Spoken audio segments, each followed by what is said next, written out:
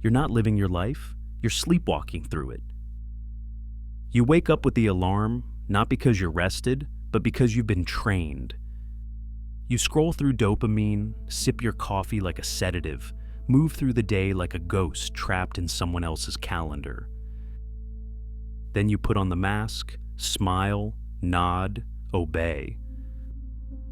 But here's the truth. You're not tired, you're unconscious. Carl Jung warned us about this, that most people never really live. They perform, obey, repeat. And they die, never having met themselves.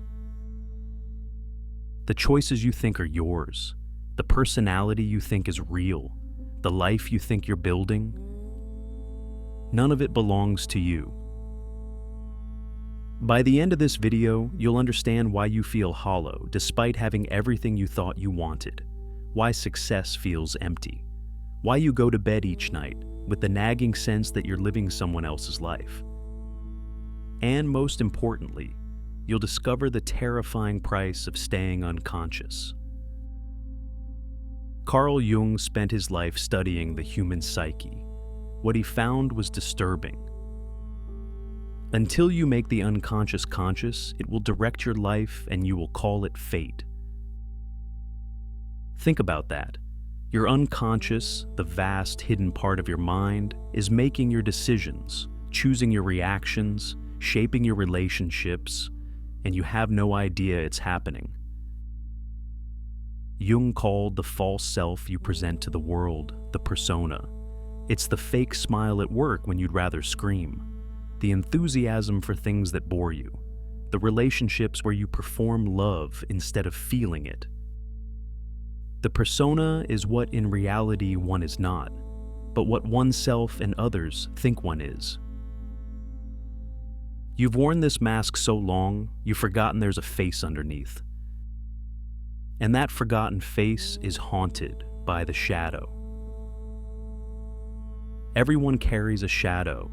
The less it is embodied, the blacker it is.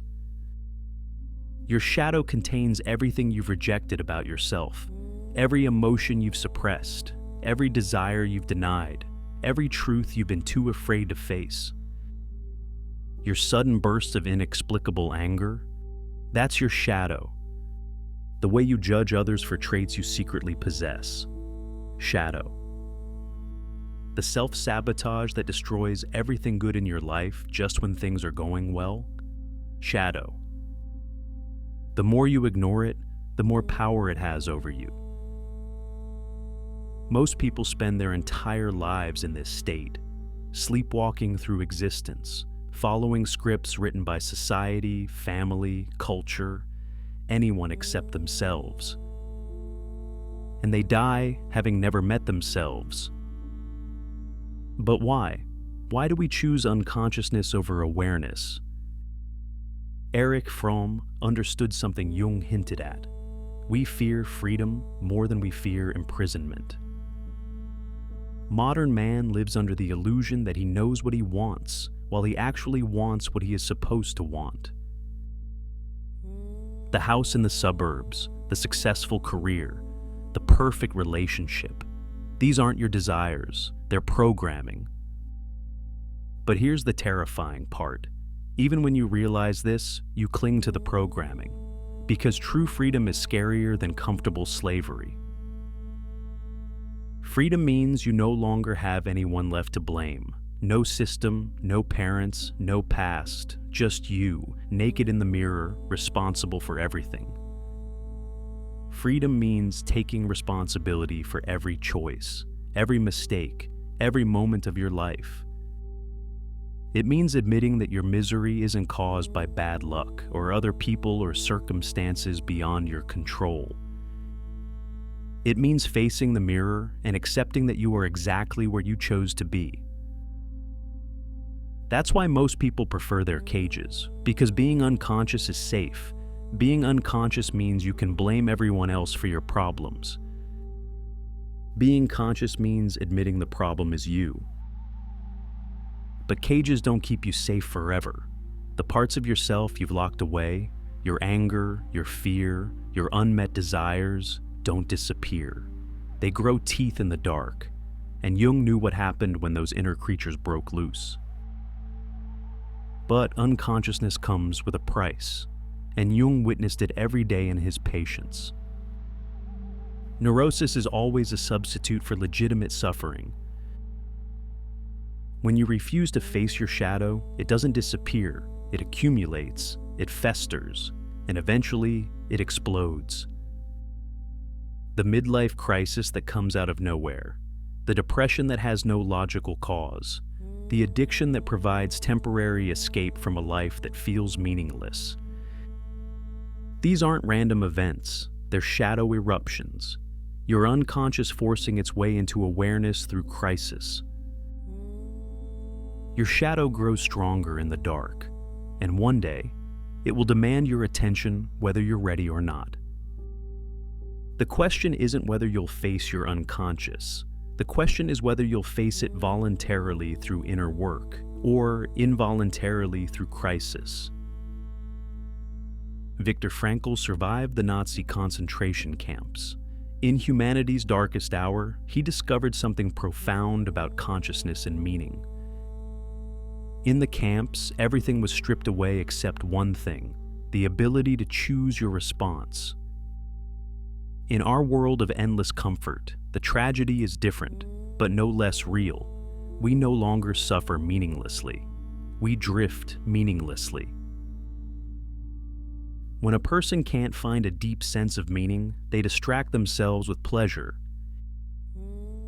He watched people die not from starvation or disease, but from hopelessness. And he watched others survive unimaginable horrors because they had something to live for. Ever more people today have the means to live, but no meaning to live for. This is what Frankl called the existential vacuum, the hollow feeling that persists despite having everything you thought you wanted.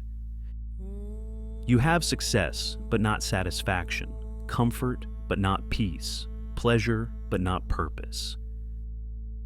Because you've spent so much time avoiding the question that gives life meaning, who are you really? And what are you here to do? You wake up with 20 notifications, you answer emails, you hit deadlines, you get likes, you get paid, and still, there's that ache behind your eyes. You've checked every box, but the meaning you were promised, it never arrived. Because meaning doesn't come from motion, it comes from connection to something larger than yourself and deeper than your conditioning. Instead, you fill the void with distractions. Netflix binges, social media scrolling, shopping, eating, drinking, working. Anything to avoid the silence where that question lives. At 3 a.m., when the entertainment ends and the noise stops, you still feel it, that gnawing sense that you're missing something essential. The existential vacuum isn't a sign that something's wrong with you. It's a sign that something authentic in you refuses to settle for unconsciousness. It's your soul knocking on the door, asking when you plan to start living. And then comes the moment that Albert Camus called the absurd. The moment when you realize that life has no predetermined meaning, no instruction manual, no guarantee of happiness. There is but one truly serious philosophical problem, and that is suicide. Not literal suicide, necessarily, but the choice between engagement and escape, between consciousness and unconsciousness. Most people, when they encounter this truth, collapse into despair or denial. They either become nihilistic, nothing matters, or they cling even harder to their illusions. You stare into the void, it doesn't blink, and in that silence, something cracks, not your mind, your illusions. And for the first time, you see the world as it truly is, silent, indifferent, yours to shape. But Camus proposed a third option, rebellion. The absurd is born of this confrontation between the human need and the unreasonable silence of the world. If life has no inherent meaning, then everything becomes your responsibility. and that is simultaneously terrifying and liberating. Terrifying because no perfect job, relationship, or achievement will magically make your life meaningful. But liberating because it means you get to choose every moment, every day, who to be, how to live, what to value. The absurd hero doesn't wait for meaning to be delivered. They create meaning through their choices. They wake up. So, how do you wake up? How do you move from unconsciousness to awareness? Jung called it individuation, the journey toward becoming who you actually are, not who you think you should be. There is no coming to consciousness without pain. This isn't the pain of trauma or tragedy. It's the pain of growth, the discomfort of shedding masks you've worn for decades. It means looking at your shadow not to judge it, but to integrate it, to accept that you are capable of both great kindness and profound cruelty, both wisdom and foolishness. It means questioning every belief, every goal, every relationship, to determine what actually belongs to you versus what you absorbed from others. It means standing in the silence of uncertainty and not running. The privilege of a lifetime is to become who you truly are. But this privilege must be earned. It requires brutal honesty about your motivations, your patterns, your unconscious drives. It requires dismantling the persona you've built and discovering the person underneath. It requires developing a relationship with your shadow instead of pretending it doesn't exist. This process isn't safe. It's not comfortable. It doesn't happen overnight. Many people start it and turn back because the initial disorientation is too intense. The loss of familiar illusions feels like death. And in a way, it is death. The death of who you pretended to be. The death of your unconscious life. But on the other side of that death lies something extraordinary. Authentic existence. Life lived from consciousness rather than conditioning. Choices made from awareness rather than autopilot. The ability to create rather than merely consume. To love rather than need. To be present rather than constantly escaping into mental distractions. The hollow feeling inside you, it's not depression, it's not weakness.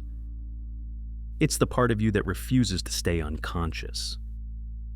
It's your authentic self, buried under layers of conditioning, demanding attention. You were not born to follow a script written by society, family, or culture. You were not meant to drift quietly toward death, having never encountered your real face. The masks you wear to fit in, they're suffocating the person you actually are. You chase value and lose what matters. The life you're performing, it's preventing you from living the life that's truly yours. But waking up is a choice, and it's one you have to make every single day. Because consciousness isn't a destination you reach, it's a practice you commit to. It's choosing awareness over comfort, truth over convenience, growth over safety. It's the willingness to meet yourself completely, shadow and light, conscious and unconscious, persona and authentic self. You don't have to burn your life down. You don't have to run to the mountains. But you do have to stop lying to yourself. Start with one question, one moment of real awareness. What part of your life feels like sleep? And what would it take to open your eyes? This is the beginning of individuation, the journey Jung called the privilege of a lifetime. But the danger isn't outside you. It's in never waking up. Jung left us with a warning and an invitation. To become conscious of what is unconscious in ourselves is the best protection against the dangers of life. Wake up, face the mirror, and finally begin your life. If this video disturbed something in you, if it woke something up that's been sleeping, write in the comments, "I'm ready to see who I really am." Let's start a movement of people who refuse to sleepwalk through existence.